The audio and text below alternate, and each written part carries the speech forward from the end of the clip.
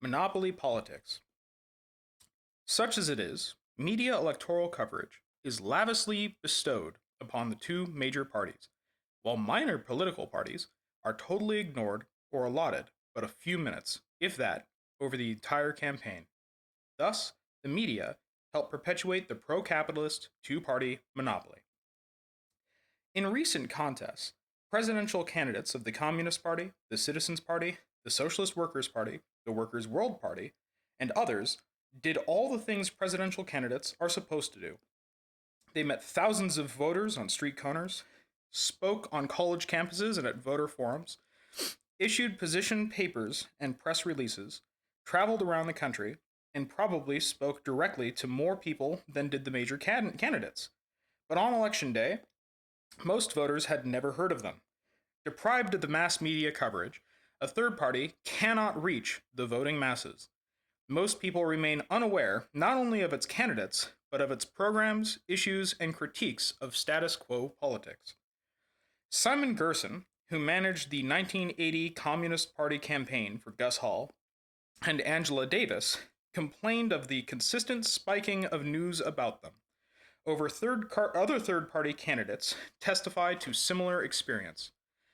As a nationally known ecologist, author Barry Commoner was a frequent guest on national television shows until the day he was nominated presidential candidate for the Citizens Party and became virtually a non-person. While the local media are sometimes accessible to third-party candidates, especially radio talk shows, it is only when they happen to be visiting the area. Unlike the Democrats and Republicans, who remain a constant focus for local as well as national media, third-party candidates receive no reoccurring coverage. Once they leave town, they leave the local media's vision.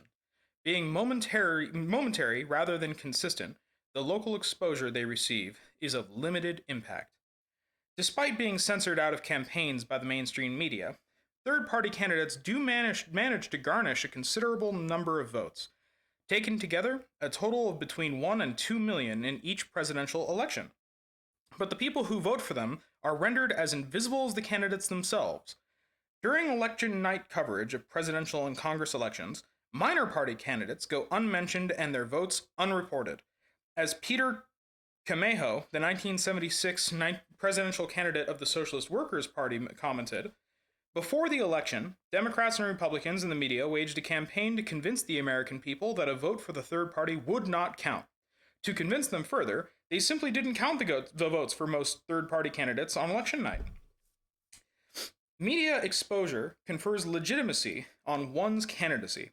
By giving elaborate national coverage only to Republicans and Democrats, news organizations are letting us know that these are the only stories worth considering.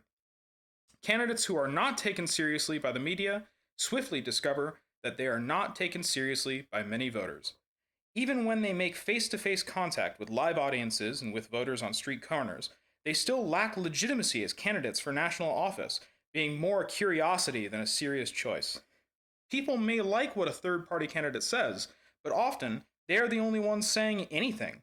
But they usually won't vote for someone who doesn't have a chance. Since third-party candidates are not in the news, they are considered to be not really in the race. Since they are not in the race, this justifies treating them as if they are not news. The argument made against giving national coverage to minor party candidates is just that they are minor. They do not represent the main concerns of the electorate. They are unknowns and have no significance to the national campaign. But as Aaron Orange of the Socialist Labor Party stated before the Senate subcommittee, how can a candidate attract the following that would convince the broadcasters that he is a significant candidate? Isn't it a fact that in our present society, one can become a significant candidate only as the result of repeated exposure on the airwaves? Were the media to give them national exposure, third-party candidates might very well win millions of votes, qualify for federal funds, and become serious contenders, as indeed happened when John Anderson ran as an independent in 1980. And even if failing to win the presidency with major media exposure, and the candidate would very likely have a real impact on issues and the climate of political opinion. As John Anderson did not have, because he raised no serious political economic challenge to the major candidates, but ran on an I can do better platform, thereby making himself safe for big contributors and major media exposure. Candidates from the more radical parties, however, pose serious challenges to corporate media and the government policies that bolster such power, which is enough reason to censor them. Whether a candidate is prominent or unknown personage is less important than determining media treatment than his or her politics. John Anderson was an obscure congressman who did miserably in the 1980 Republican presidential primaries. Yet, given his mainstream politics and safe credentials, he was treated like a major candidate when he later ran as an independent.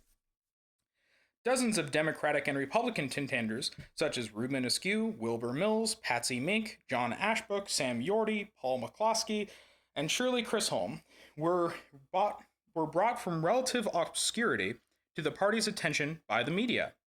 Few had any chance of winning their party's nomination, and none did, yet they were treated as real candidates. In contrast, persons like Barry Commoner, Angela Davis, Gus Hall, Benjamin Spock, the People's Party presidential candidate of 1972, were nationally known figures. Before Dr. Spock began his campaign, millions of Americans were already familiar with his name, having read his books on baby care, and many knew of him before or as a dedicated peace activist. Yet, because of the media blackout, only a tiny fraction of the public ever knew of his candidacy and his views, despite almost a year of Spock's active campaigning. To ensure impartiality on the public airwaves, Section 315 of Communications Act that stations give equal time to legally qualified candidates if airtime is guaranteed to any one candidate. In 1959, this equal time doctrine was amended so as to not apply to coverage of bona fide news events, including on-the-spot interviews, documentaries, campaign appearances, and by the 1960s, debates between major candidates, if sponsored by organizations other than the media.